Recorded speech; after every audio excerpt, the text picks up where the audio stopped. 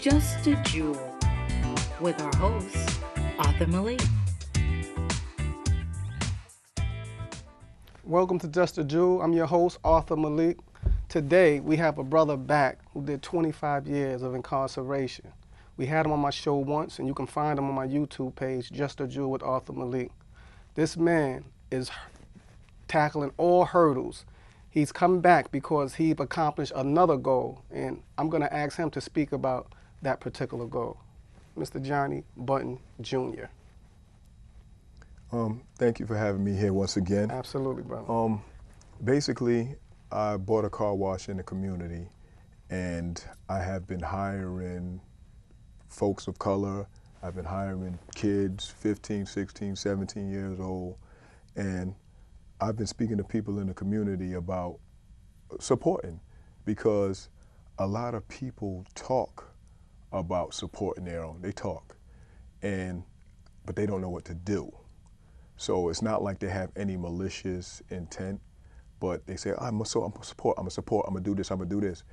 But they don't know what to do. So I tell them, listen, if you want to support, well, I'm paying these people, so if you come to my establishment, you're helping to pay these same people that you don't want on the street. These kids be into selling drugs, gang banging, scamming, all sorts of things that can get them in jail.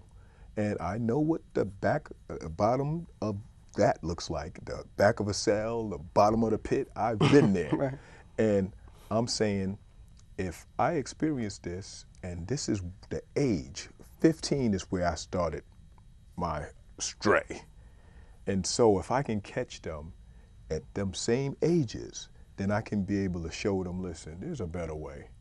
All that stuff you see about these guys with this little bit of jewelry and these cars and all this, they're headed down the wrong path. Right. I've been there, I've done that, and I can see it coming. So if I can just put you a little bit onto the right path and show you can get some money doing it the right way, maybe I can catch a couple of them before it's too late. Now, it's important that, because it's imperative that we support each other. And as you just illustrated, they're not just supporting your car wash, but they're supporting the actual infrastructure of our society, and this is the children. Now, first and foremost, I would like to know, where's your car wash? Where is it located? What's the name of it? So these listeners or the people who are viewing the show can actually try to support it if they have that in their heart to do so. Okay, the name of it is Platinum Hand Car Wash. It's located in Mount Vernon on 40 West Lincoln Avenue. It's been there. I didn't change the name. My company just bought that company, left it the same. So it already had clientele, but I put flyers all over Mount Vernon. Like I was running for the mayor or something. Right. And people been seeing the flyers and coming in, and I'm a pretty decent guy to talk to. So as I'm speaking to them, I'm telling them, listen, a lot of the previous owners been separate from the common people that's coming there. So they didn't know them. Like, you come there, you see me, I'll be washing the car, I'll be vacuuming, I'll be doing, like some people say, well, you work here? Like, yeah, I work here. Because I do. It's, I just so happen to own it also, but I work here. And by me speaking to the people, it makes them feel a sense of a connection. Absolutely. You want to feel like you cool with that person. And it's like, well, if you and I are friends, it's more of a reason for me to come to your establishment, and if I have any complaints, then I can talk to my friend. Right. Because everything isn't perfect. The fact that I'm hiring some of these young kids, it lets you know it's not going to be perfect, because they need to be trained. So they're going to make mistakes. I've had one kid, he made a mistake and blemished the windows, and the guy was irate.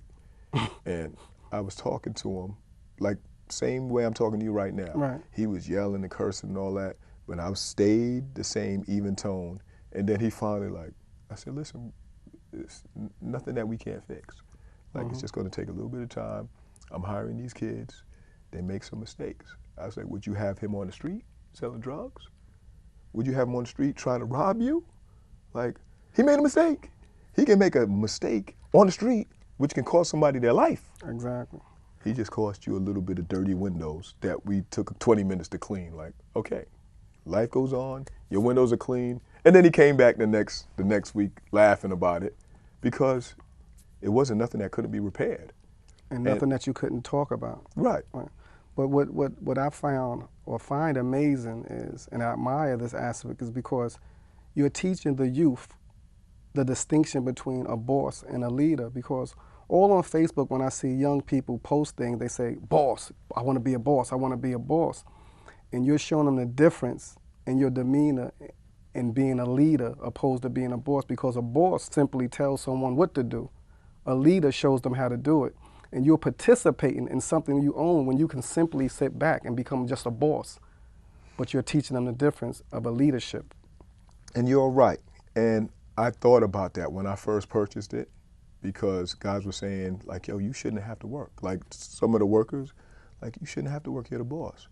And I'm like, I understand where you're coming from, but I want a camaraderie between me and my employees. Right. And the only way to get it is for me to be there. Like, you're in there in the trenches, I can make a mistake just like you. I'm not infallible. Like, just because I own the place doesn't mean I'm perfect.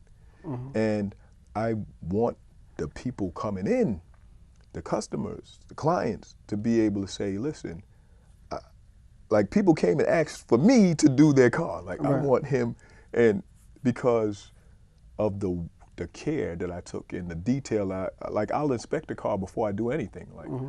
And one person said, I've never seen nobody like pay this much attention to my car, and because that's what I do to my own. Right, right. Before I was owning the car wash, I washed my car, my wife's car, and I would go look at it. Like, you want to see the rough spots. Like, a car's not, dirt isn't distributed evenly amongst the car. Like, sometimes there's certain spots, or depending on where you've been, you may have stuff splashed on you, or sometimes people park too close to a construction site.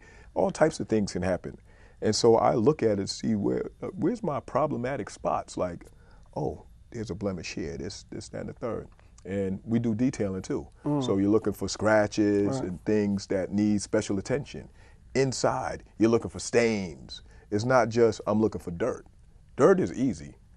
The stains, the blemishes, the scratches, those are the things that take more time to rectify. So your transitioning is amazing in respects to you're exemplifying the term, you're treating others how you wish to be treated, because you said this is how you treated your car prior to having a car wash.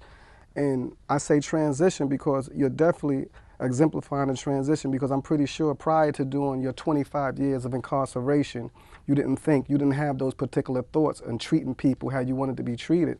So this is just an indication of how you're transcending in society, and it's amazing. It's true, because I didn't treat people too well. Mm-hmm. I'm not going to sit here and lie, but I wanted to be treated good. Absolutely. So it was a selfish state of mind. Mm-hmm. Now I look at it more selfless, where a lot of times I treat people the way I'd want to be treated, but I don't expect to be treated from them the way I treat them. Right. It's just the way life is. And oftentimes, just like I said, with the guy yelling and me keeping even tone, mm-hmm, he had to think about it. A lot of times we react and we do things, myself included, I've just got better at it. Right. And we don't think. And sometimes a situation can occur when you don't think, mm-hmm, and who knows how it may end up. But if I can, like, I literally have had time to, like, put scenarios together in my head. And all the scenarios don't play out to be exact, but it basically gives me, like, the guy or the girl who is enraged, and what would I do as far as to calm them down. Like, we had the AVP and the ART and right, those right, things, we did skits. Right. So I remember those, mm-hmm, and I didn't just do that to have the completion, the certificate. Well, not just in theory, you did it for practical reasons. Right, and I felt that it would help better me. Right. And it actually helped me to, like, make myself humane again, because I was dehumanized. And by me going through those things with an actual goal, like, listen, if I'm in a situation and this person is yelling this, that, and the third, and they act like they want to swing at me, what do I do? Right. And so by putting myself in this frame of mind, training sessions in my brain, when these things occur, it gives me like, okay, I've been through this before, like mentally. Now, these are the steps that I'm going to take to diffuse the situation. And this teaches others that's with me what to do, because afterwards, like, yo, that guy was yelling at you. If it was me, I would have did this. Of course. Well, now you've seen that what I did and everything turned out right. So if it's you, you should mimic what I did, because what you're saying you would have done, you might have been in jail. A lot of times, though, our expectations is what we really draw into fruition. And I'm listening to you said that you treat people how you want to be treated, but you don't expect them to reciprocate that. And I think if we do sometimes expect it, it may change an individual. Just not your demeanor, but the expectation itself sometimes we should give people, so that may change their demeanor in accordance to the nice demeanor that you now have. Because once upon a time, people may have seen you walking down the street or seen me walking down the street and didn't expect a proper demeanor, didn't expect respect. Right. You see, so I think that we have to raise the bar a little bit when it comes to expectations from individuals who are where we once were. You're correct. But what I realize is that sometimes there's a term that people say, I didn't make it up, killing with kindness. Right. And I noticed that sometimes a person can be like miserable. And if you say good morning to them, like you could see the same person and say good morning. I've done this when I was a kid. There was this guy, he was miserable. And we used to go to this building with these females at, and we used to go hang out with them. And he used to come and like run the guys off. Right. He wasn't related to none of the females, but that's what he'd do. And he'd come out and I'd always say, good afternoon. I'd greet him. Right. He didn't say nothing to me. I see him every day. I say something to him. I say something to him. I say something to him. Now, he used to run everybody off. And it's not like he really talked to me or nothing, because he never did that. But he would come, he'd see me, he wouldn't tell me to leave. He used to tell me to leave. So I used, how you doing, how you doing, how you doing? Then it got to the point, he look out the door, he see me, he closed the door. He's come, look out the door, see somebody else, yo, you gotta go. So even though I never had that conversation with him, he accepted me. Like, okay, that's the guy that's respectful, I'm not gonna run him off. So that's the best I could get from him. See, but I got some. That was great, though, because you know what most people do, and miserable people, they still look for consistency. See, if you would have said good morning 2 days in a row, he still would have shoot you out. Get out of here, you can't stand. But he's seen that you were consistent. See, and when you see consistency, they are whatever that consistency shows. Right. You see, and he embraced that. He didn't have to have a long dialogue with you. You see, yes, he wasn't having it. but believe it or not, that was his way of saying that you okay with me. Right. Right. Right. So so he embraced it. He's seen your demeanor, and at that young age, he's seen it, and he embraced it, and it penetrated. Trust me, it penetrated his heart. And there are guys, because I noticed it and I lived it. You have people who have proper home training.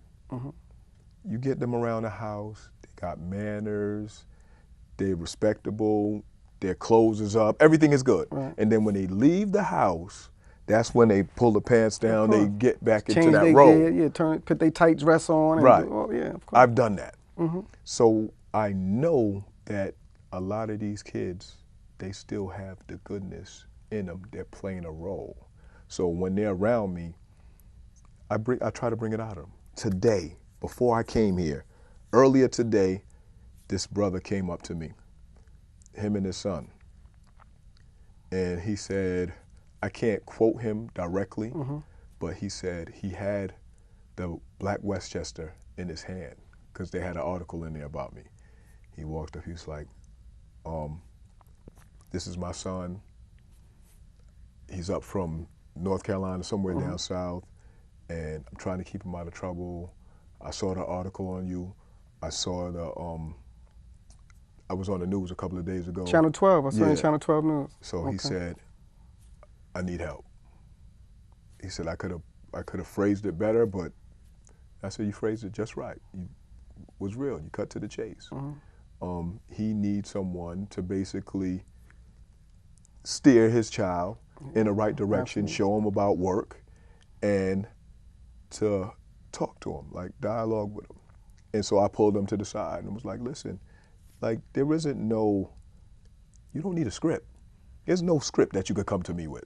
I don't need a script. Listen, tell me your truth. Right. I was like, you heard about my truth, and I told him about the YouTube with you and I before. I was like, look at that, because that tells you a little bit more about my story. And I've been through stuff. And I pulled the kid to the side and said, listen, I understand what it is to be ignored, and this, that. You're at that age where a lot of things you're trying to do, no one understands you. I said, you can pull me to the side and talk to me. Now, on the business side, this is what we're doing. We're going to show you how to do this, that, and the third. And after I tell you something, if anybody tells you anything different, they're wrong. Let me ask you, do you think that it is the youth's fault because they are astray? Or do you think it's the parents' fault because the youth is astray? Or do you blame anyone? Placing blame is not right. And the reason why I say that is because every individual is different. Different set of circumstances, different set of facts, different set of factors. And like when I went astray, I don't blame my parents. My mother died. My father, I wasn't living with my father, but he was providing for me. I was living with my grandmother, who was working a lot, and I was an honor student. I made that choice. I knew right from wrong.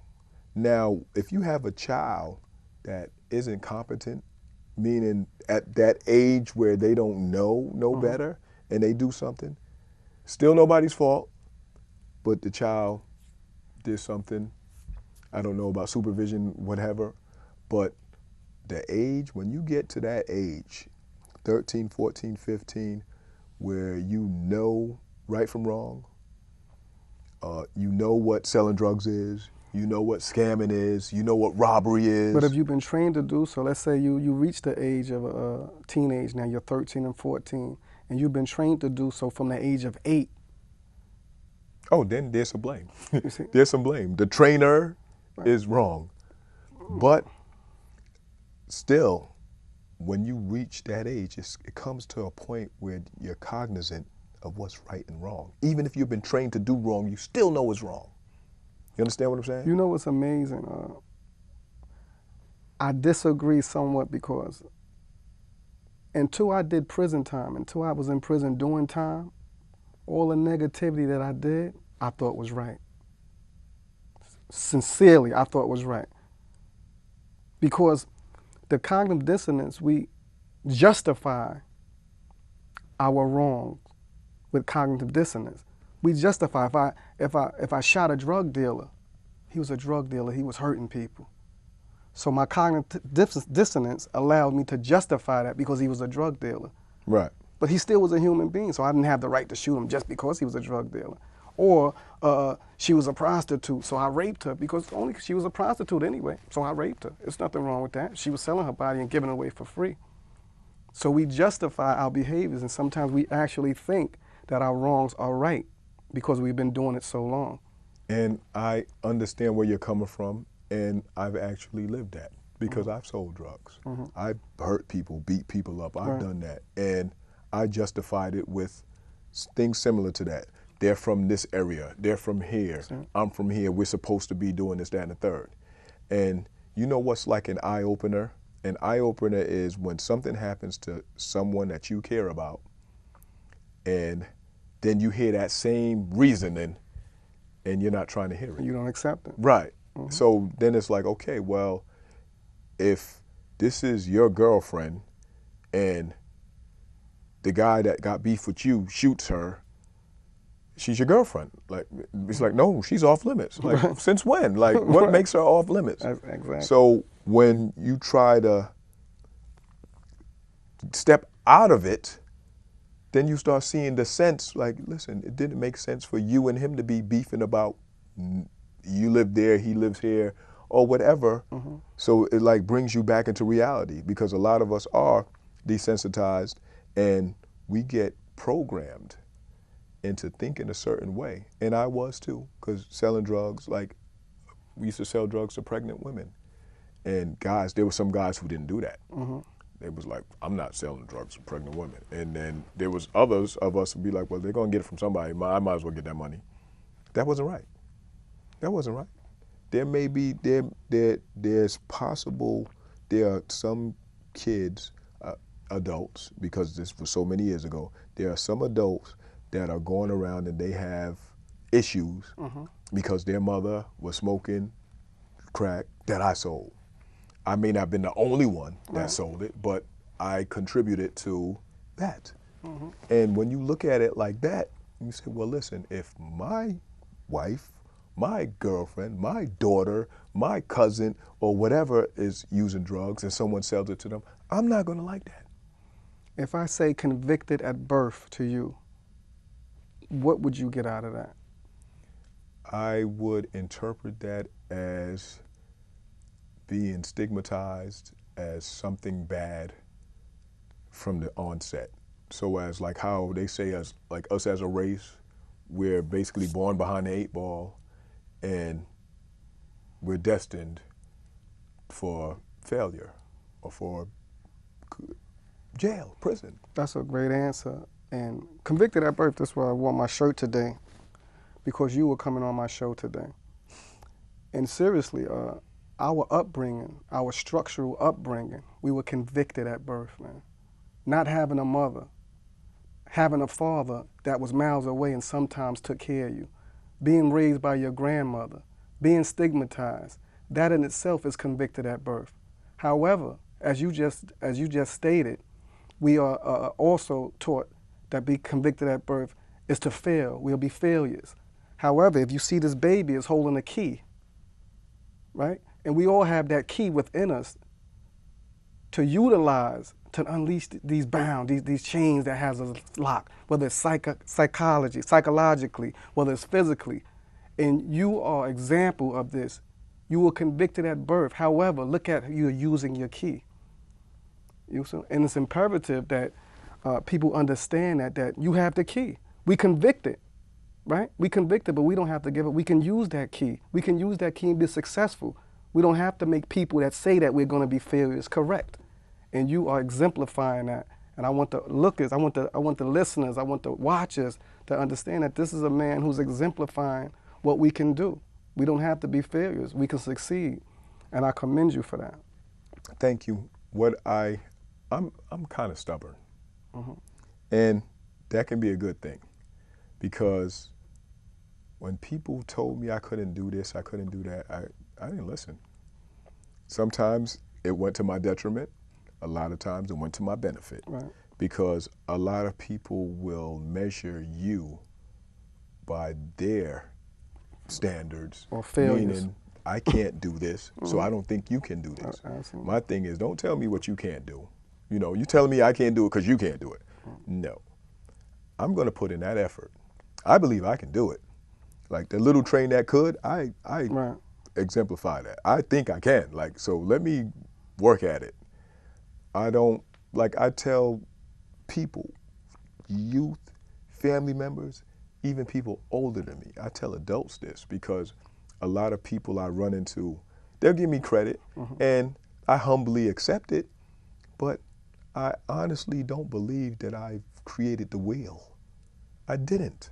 I'm not doing nothing that most people can do. All they have to do is have the discipline and the fortitude to do it. So that means you are doing a lot that people can't do. Well, that's because No, they honestly, don't want to do it. No, Like because- they don't see, focus like I focus. Initially, because I was arrested, I did time also. I did 22 years. So we wanted what's right, but we didn't know how to go about getting what's right. So now we went to prison and we learned some things to better ourselves, to be habilitated, because we never was habilitated. So I don't use the term rehabilitated, but we became habilitated, and we learned things that we were unaware of prior to entering prison, right? So now that we know it, we have to share it with those individuals who had the like mind that we once had. You see, so everybody can't do it. Like you just said, everybody don't want to embrace it. Some people gonna always want to be failures. Well, I agree Some with people that. want to succeed.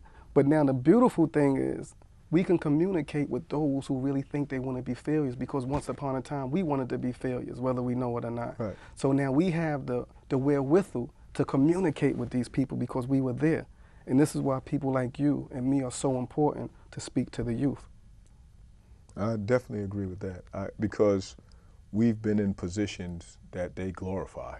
Exactly. And we can actually say, listen, this is not worthy of praise. The things that I've done is actually I should be ashamed of. But I utilize that because since I walked through the fire, I can tell you how hot it is. That's right. So I don't need you to go through it. Like, I can tell you it's hot. Now, listen to what I'm saying, and let's avoid that by taking this cool route, and we can get somewhere nice. I understand what you're saying, and I actually agree with you saying that a lot of people can't do it, but it isn't because they cannot physically do it. It's because they have they got the mental chains on them that they won't take off. That's right. And a lot of people accept minimal. They are satisfied with just getting by. I'm not satisfied with just getting by. I've lived literally on 45 cents a day for years, or less than that. Or less. Yeah. Because when I was in Southport, I didn't have nothing per day for 6 years. So for me to come home and I can actually make some money, I don't judge how much. Like, I can make some money, so let's make it. Like, that's it. I do what I can until I can do what I want. And that's what I tell guys. Do what you can until you can do what you want. So I clean houses, I clean cars, like man, I'll do it. Like, what do you appreciate about your struggle? my struggle has taught me a lot of humility, because there were things that I would not have done as far as profession-wise prior to that. Now, like I said, I don't look down on certain jobs. Like how some people say that certain jobs are like, certain nationalities do this. Like, listen, I'll do that, I'll do that, I'll do that. Like, it pays, I'll do it. Okay, listen, man. This is your second time on, man. I might have to get you back because we're running out of time, but it's definitely, as always, it's a pleasure to have you on. Please check this brother car wash out. Could you give him the address one more time? It's 40 West Lincoln Avenue in Mount Vernon, New York. It's connected with a gas station. And please go on my YouTube channel, Just a Jew, and check out our last show. It was amazing. All right, this is Just a Jew with Arthur Malik. Never forget to let your inner Jew shine. Peace. Just a Jewel with our host, Arthur Malik.